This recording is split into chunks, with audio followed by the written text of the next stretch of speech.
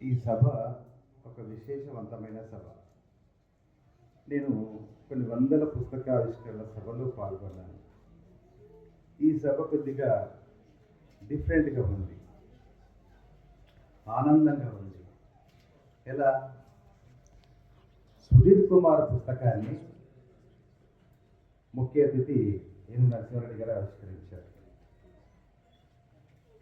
ఈ పుస్తకాన్ని సుధీర్ కుమార్ తన తల్లిదండ్రులైన అరుణకుమారి రామకృష్ణమూర్తి గారులకి అంకితమిచ్చాడు. దాంతోపాటు సుధీర్ కుమార్ పుత్రుడు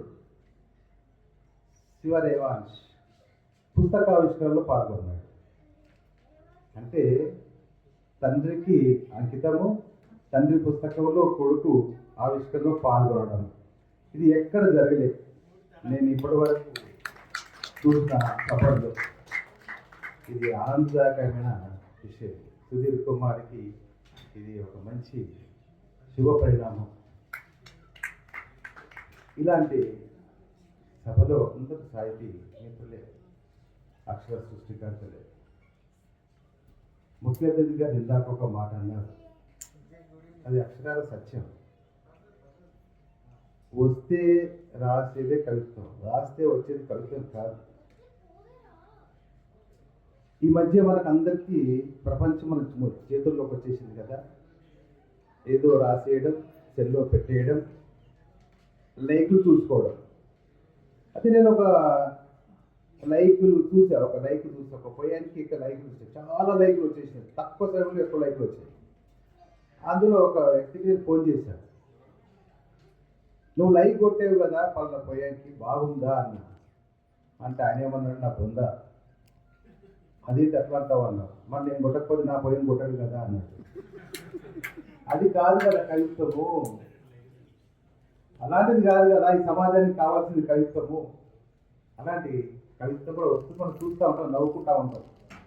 అది కాదు. కవిత్వం అంటే ఎలా ఉండాలి, చైతన్యవంతంగా ఉండాలి.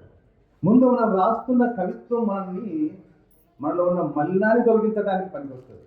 ఇది అందరికీ తెలిసిన విషయమే, అందరికి అవసరమైన విషయం. మనం ఎందుకు రాస్తున్నాం? మనం రాస్తున్నప్పుడు మనలో ఉన్న కల్మషం తొలగిపోవడానికి మంచి ప్రయత్నం కవిత్వం రాయడం అనేది. ఎవరి కోసం పక్కన పెట్టేయండి, ఫస్ట్ ముందు మన కోసం, మన కుటుంబం కోసం, ఆ తర్వాత కవిత్వం సమాజం కోసం వెళ్ళిపోతుంది. మంచి కవిత్వం, మంచి కవిత్వం రాస్తాం కాబట్టి జాగ్రత్త పడితే, వస్తేనే రాస్తాం కాబట్టి అది మంచి కవిత్వమే. రాస్తే వచ్చేది కాదు కాబట్టి ఏం గారు చెప్పినట్టుగా అక్షరాలు సత్యం. అలాంటి కవిత్వమే మన సుధీర్ కుమార్ గారు రాస్తా ఉన్నారు. ఈ సుధీర్ కుమార్ని వెలుగులోకి తెచ్చింది మనశ్రీ మల్లిక్. ఈరోజు ఆయన పుస్తకాన్ని అంకితం ఇవ్వడం చాలా గొప్ప విషయం. 12 ఏళ్ల క్రితం, దాదాపు 13 ఏళ్ల క్రితం అనుకుంటా, సుధీర్ని మనశ్రీ మల్లిక్ పరిచయం చేసింది. 12 ఏళ్ల క్రితం మా ఆఫీస్ తీసుకొచ్చి పరిచయం చేశారు. అప్పుడు చూసా సుధీర్ని, ఆ తర్వాత ఇప్పుడే చూస్తున్నా సుధీర్ని. ఈ 12-13 ఏళ్ళ కాలంలో సుధీర్ రాసిన కవిత ఎంత గొప్పగా ఉంది అనడానికి ఇందాక ముఖ్యమంత్రి గారు కొన్ని కవితలు మనకు వినిపించారు కదా, అది స్థాయి పెరిగింది. చాలా గొప్పగా రాస్తున్న సుధీర్ నేను ఈ సందర్భంగా అభినందిస్తా ఉన్నాను. ఆయన మొట్టమొదటి కవిత ఏంటో, ఈ పుస్తకంలో మొట్టమొదటి కవిత నాన్న మీద రాశాడు. నాన్న మీద చాలా గొప్పగా ఉంది.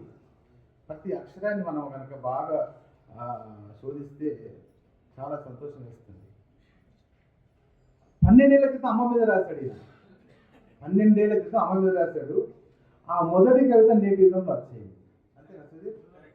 ఆయన రాసిన మొదటి కవిత, అమ్మ మీద రాసిన కవిత నేటిజంలో వచ్చేది.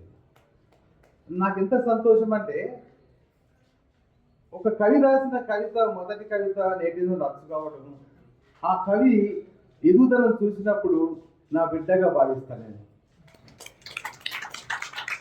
నాకు చాలా సంతోషం అనిపిస్తూ ఉంటుంది. చాలా మంది చూస్తూ ఉంటాను కదా, ఎదిగిన వాళ్ళని చూస్తూ ఉంటాను కదా, వాళ్ళు చెప్పుకుంటూ ఉంటారు. నాకు ఇంకా చాలా సంతోషంగా ఉంటుంది. నేను చెప్పుకోలేను, చెప్పుకోకూడదు, కానీ నాకు చాలా ఆనందంగా ఉంటుంది. పత్రిక నడపడానికి నేటిజాన్ని క్రమం తప్పకుండా నడవడానికి కారణం ఏంటంటే ఈ కొత్త వాళ్ళు ఎవరైతే ఉన్నారో వాళ్ళు రాస్తున్న కవితలు చూసినప్పుడు నాకు ఆనందం చేస్తూ ఉంటుంది.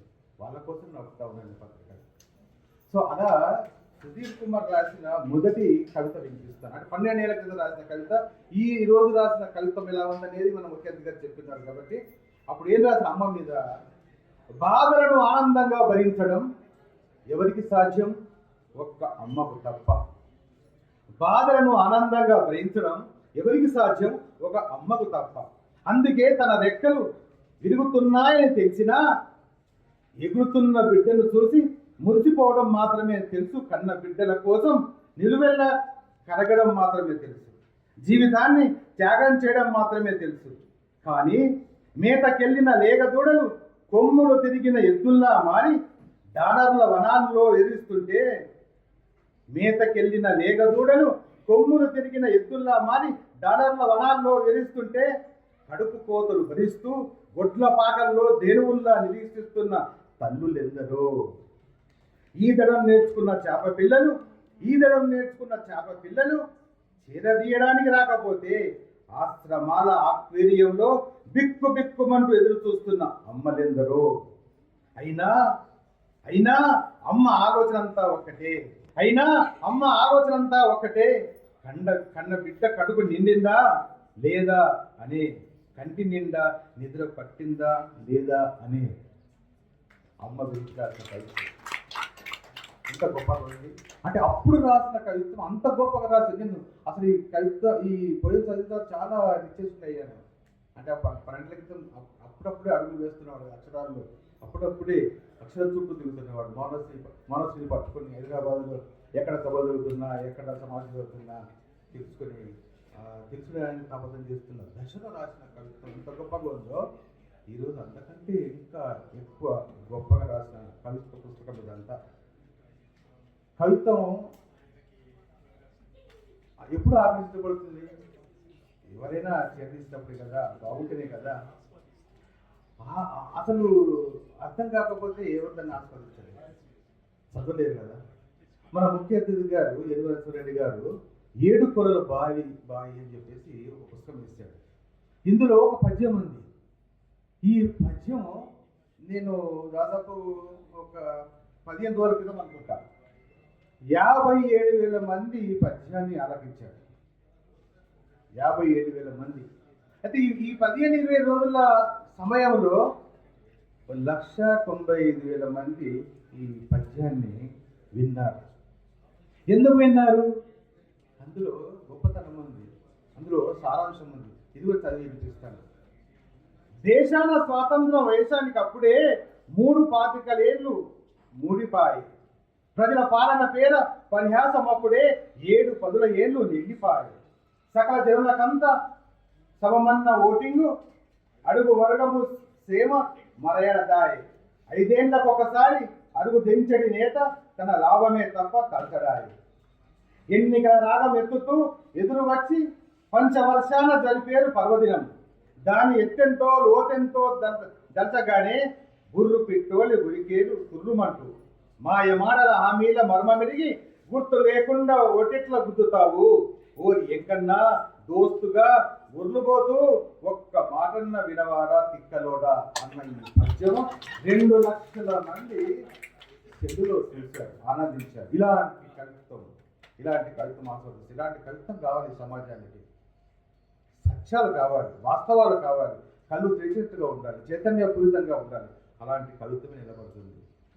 ఆ కోవలోకే మన కుర్రాడు, ఎదుగుతున్న యువకుడు ఈరోజు మంచి కవిత రాశాడు. చివరికి ఆయన కవిత రాశాడు, అక్షరాల సత్యవేది.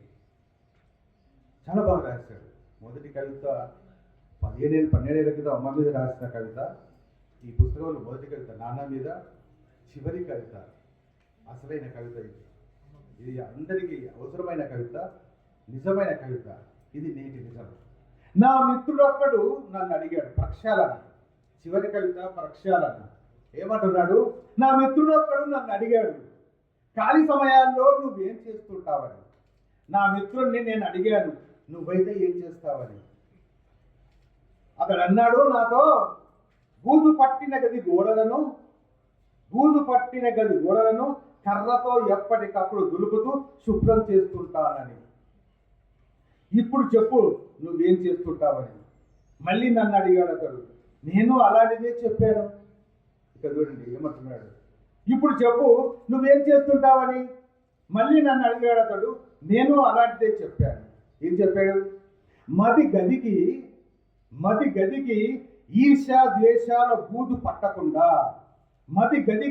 ఈర్ష్యా ద్వేషాల బూజు పట్టకుండా సమయం చిక్కినప్పుడల్లా కవిత్వంతో ప్రక్షాళన చేసుకుంటానని.